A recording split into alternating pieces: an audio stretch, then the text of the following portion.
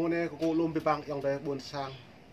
núi này thì chị có mấy cái đung đi sắp lại bùng lụ rồi đoạn về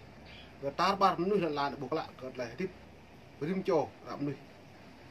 giờ đó này mệt vã có mấy càng tay chân này hàng lời đoạn về cả đã buồn sang ta lùm núi tổ hụi lùm núi tổ lưng lùm núi tổ đình giữa kết lại có mấy đoạn về thêm mông cật lại này càng đã buồn sang đã buộc lại thấu miền giờ nếu ta tiếp là này ta không một lấy một cái từng hàng bình sột sạch giờ ta là một niềm cất ú như pre ta được đạch mệt vả trong đời buồn sang à y không ngã như một rồi câu cả như bố nào có như thầu giữa cái được lên này có mày mò chơi hay mua u ruê đi vợ ruê đi cái nào buồn sang ta một cái lạ thầu miền lại tu này rim nít rim rây rim mung mang klep min cổ lố lên mang hàng lại tiếp gặp được mông nâng bảo hoạn nó net lại tiếp nuôi buồn sang ta lại rồi para dưới cái câu kèn lệ lại rồi para đa lại chầm biếng này đa vừa hàng lại đa lại mòn pa này đa trút lại gì gặp thấy mồi à xưa nó lại đây đã bổ đã tiếp là này nó tạo bùng nhẹ ta bùng tương không bùng sạc không ta bùng nhẹ cái nhú nó cứ tự vừa đang tương lấy xiên bờ là này lại bị hàn một số hôm mệt vá giờ để buồn sàng viên tè luật pháp nữa luật pháp lệ hai này tôi cũng đang sàn Việt Nam là hai này nhờ viên tè là lợi dụng hiến pháp và luật pháp nhiều prai cái nào buồn sàng lợn la tự tràn lên từ cái tức bình bộ đáo lên mãi trăm piêng bình bộ rõ về cái này thằng lợi đi năm rồi bà giờ nó lại này có bề đông đi pi bằng có âm nuôi là đà lu trong tới buồn sàng đà trúc địch sẽ cho một lần vạ một trăm piêng để đà lu nuôi mà đập bề một trong ông nội nhau ai nhối như này ta lần có như có một tưởng một lần từ nhau ai nhối nhiều đây là đây là lệ lần răng dạ đây là lệ răng trăm piêng vô bộ đạo một cân đạo là pol đi pol để pol chụp cân sang cho đúng đi như mà luôn là sao như hay bây giờ một con nó như cái ta nó tập bạn thì ta đang lệ cái ta nó xem bạn lại ta mong mình được cái này tôi đã hai này lần trả tập người đã này lần tập người đã này bình dân xoa đuổi cháu cái chồng piếng thì ta mì lên hay mì lại mời bậc can thiệp chuyên cái ô mời bậc can chị kem cái ô ấy kinh ngạc mấy kỳ nhưng bạn mộtเลยđứa mà dưa nó có pi bằng là nó không một cái toàn thế giới này toàn cầu ta ba lần là này như không một cái lại phải ra bơi như không một là phải kẻ kì cất rằng từ là hiến pháp nữa như do là nữa lại nhiều một là các như thấu vì làm mò còn lần cha thì ta ra po lần cha là như một là đó đây nó tạo một lần cháu dưa nó có tầm bê tầm đi mệt vạ dòng tới buồn xăng thì có mức dòng tới mệt vạ đã rằng tàu Mỹ hay này như tôi đoa càng cùng cốp cả buồn sang một cái nhà đi gara càng một lại phiền ta phủ một là phiền là tạm ạc vừa cái lại tạm ạc một là phiền rồi lù bẹ là phiền là không biết ta một con nư nạ buồn sang đây một là ngày lần lạc ta phú kẹt kì ta phú mông nó nét tài là ngày nó nên mong đừng đã lo ấy dạng mệt về còn tôi đã đừng thì con nòng nó tròn chứ nào đúng mệt bà lấy đừng lấy tròn chứ nào lấy chu lấy pla sao mà lấy tung lùi keng lùi một tê lùi to thì cả mẫu cứ ra này em bạn hắn này tê cái to được một này hắn này cái nòng tung đang tự thiệp được đang nào nữa dần trọi tia nó khổ khó lụa được một đồ như này nhưng mà khô nó cả nhưng hộp rít nhưng mà tung nó cả mười cái này lại tung cái dần lại khô được vừa đà gan đây đà lại chơi đà đây đi tôi lại thiệp là buồn sang tập bù nhưng mà nó cả đằng pia này cũng nuôi nếu đủ một lần tuy chơi mà đã buồn sang rất lại phiền rằng tươm lại phiền nó lại kèng kịt cây mặn bình nhẹ sát này về lăng các nào buồn sang càng nghe hẻm lấy so sát nhưng mà lại phiền phát cái đỉnh nhiều tập nặng mắc rất nhiều việc hiến pháp nhưng sẽ nó đều này Yuan ấn lại này có mấy càng đông đi hàng lại lúc na Yuan có trả lại nhu ngặt sát cái rập mông rằng càng lực hí của tự nhu lên đóng rập đi của bần kẹo cái tự nhu tôi hàng lại miền Bắc Việt Nam nhu hà này lại còn sò kho thì đúng kho nhà mò này cái này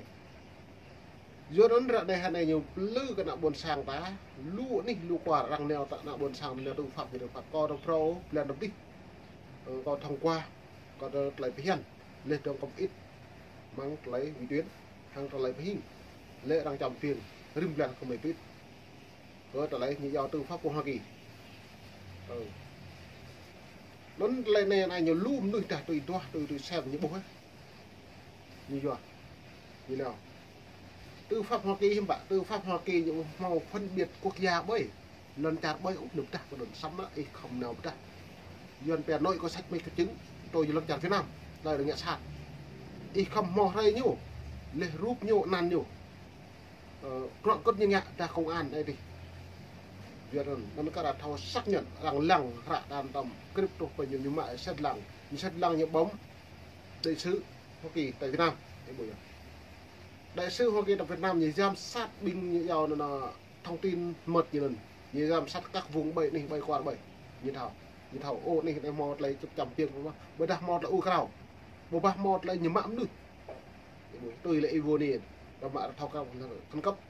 đấy rồi đó nó mệt vả cật này mày rọn rồi đi hôm này lại tôi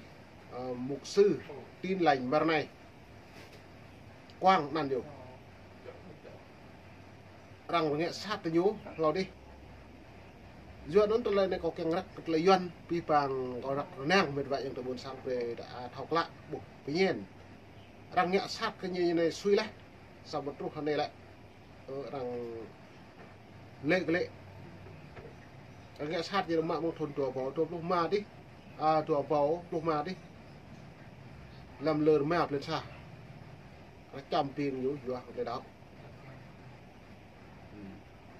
dân lại này mày rằng ta đi lại rằng về cái lệ mạng bằng lau trúc này nó này là của bị phạ nó lại bằng màu rồi bây giờ cho nhiều nó lùm nữa vật này trên đây là vật doan vật cô lộc cái chúng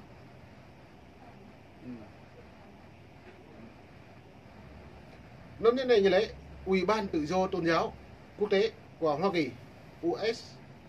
USCIF vừa công bố bản báo cáo thường niên về tình hình tự do tôn giáo toàn cầu năm 2002. Bản báo cáo mới cho thấy tình hình tự do tôn giáo trên thế giới trong năm qua không nhiều thay đổi, biến đổi, đặc biệt là ở những nước bị USCIF kiến nghị đưa vào danh sách những nước quan tâm đặc biệt về tự do tôn giáo CPC, trong đó có Việt Nam. Do nó đây là lên án từng bước tầm nhá, ở một tuần của những cái này, elo mà ta ít lăng lâu thì nó này đưa tổng thống Obama mà bạn lên trong dục Bush lâu như treo của president tổng thống Obama như gật như president dục Bush nên dục Bush như lẽ ra đây mày mà bạn có đồng năm cả hai châu Âu lên từng 2021-2022 lên quay trục bệ đi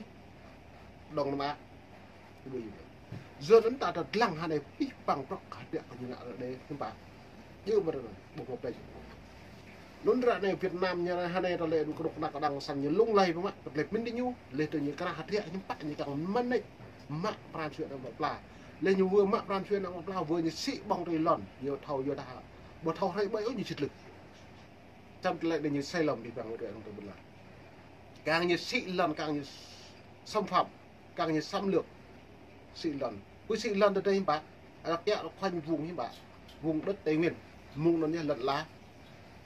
lần tới nhận gồm rạc bay mạng nó như không lạc lại lần này nhất nó mày càng đội về nó chạy đơn người vào nó mày trả này lại càng thấy thọc lại lệ tương như lễ USCIF vừa công bố báo cáo thường niên và tình hình tôn giáo toàn cầu 2022. Trong cuộc họp báo gần đây công bố báo cáo tự do tôn giáo toàn cầu diễn ra trưa ngày 7 tháng 6 2022. Pro để đúng rằng các đi lấy đóng hàng lấy cờ nhiều ngác lấy đóng tí bằng pro nhầm định trả lưu pro nên đặt thao một phương hướng mừng đi bắt nó này tôi qua đi về là về cái tổ lông vừa trả mừng đi bắt càng do thì nhiều ép nick cơ hội này bắt chẳng nghĩa vì do của chu trì này của bằng chứng của cái tổ lông tức là tổ lông trường hợp như khả năng như tuy nhắc bờ đào đi nhắc mua là mình nhờ ép cơ hội kẹt kẹo dài thời gian nhớ kéo cái dài thời gian nữa cả nhà mồm nick nhớ với lợi dụng cả buồn sang hai này lần đây cho chị về này vừa rồi nón tele này như lệ có mày càng có đông đi hàng tele sắp được lại đi ra nhiều về nạp buồn sang đã cặp lang cặp đi mông cặp hai mông cặp gì là bẹ về ít bốc lại hàng tele trúc diễn biến dần về từng giờ từng phút lần chàng Việt Nam rồi hạn này chẳng như sông rau ảo chặt đi để đi lấy sang độ trong sai nhá xem tôi lấy một mình nhớ trong lỏng đấy bố một lấy mình bố một lô đấy chị có đang có sán này giờ nó mệt vả lê tướng như lệ đấy có rắc lấy dầm đá lê tướng như lệ trong cuộc họp báo gần đây tuyên bố về tự do tôn giáo diễn ra trưa ngày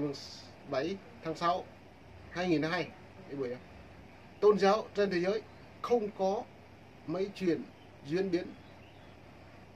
trong suốt vừa năm qua. Chúng tôi thấy không có nhiều bằng chứng cho thấy sự cải thiện rõ ràng qua tình hình tự do tôn giáo toàn thế giới, nhất trong đó có Việt Nam. Sau khi chúng tôi xem xét luật Magnitsky vào ngày 3 tháng 5 vừa qua, Ủy ban thấy luật Magnitsky có những diễn biến đề nghị cái luật thế giới phải thực hiện nghĩa vụ của quyền con người vì cuộc sống, quyền của người thiểu số theo tôn giáo. Nhưng khi chúng tôi nhìn vào ngày 16 nước và Ủy ban đề nghị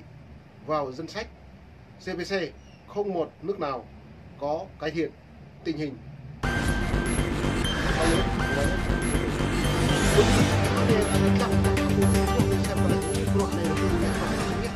Việt Nam nhưng mà tập trung ai đây nhỉ? Tôi dụ một là ta lăng mang cái dân bè thực tế lăng lại mình play nhiều cái hẹp đút như hẹp tang hẹp song hẹp kia rồi chữ lại rồi xong phi bằng loại nhiều một để thì xăm ta được nó hai này là chi tiết từng chữ từng ly từng tị này nhưng mà thâu là ngạo nó tầm lâu thì nó phẩm minh tính như nào đấy làm lỡ lục đùa lục lầu lục mai như vậy lên đó đặt chi tiết nhiều mất lên trong mưa nắp tầng cao bông máu trung gian tầng đang eo bình nhiệt cô như nào có thể nhổ diễn biến người ta vui diễn biến mụn nó đã chịu được một khoản nhiều vắt trong năm là hàng hóa vắt trong cái nhựa dầu nó dây ngân lấy đặt mang lên ta buộc lấy cái vùng đúng là nó mùng này có bập nhẹ mệt vàเราbị mùng này kiểu mặn đồ con về đồ lưu cho nó lại này có chừng mùng có mấy mùng phải cha đó dân bè thầy dân có thể hạn dân mày cùng mấy kiểu chưa hết mùng mày đúng đi đoạn lên nó từng như thế nhất là này là rim đít mùng đang tụi bạn cả buồn sang ta chả có mặt à bị cái năm qua là lệ tôn giáo cái doan nhân quyền cái doan mẫuอย่างnày nó có bập nhẹ ta không phải nhẹ nó buộc cái lặng nó cả tùy ngã cả tùy trang mang lại đạo không một là trang mangเพราะngã không một là trang mang năm pít là trang mang nón tải một thì đi ta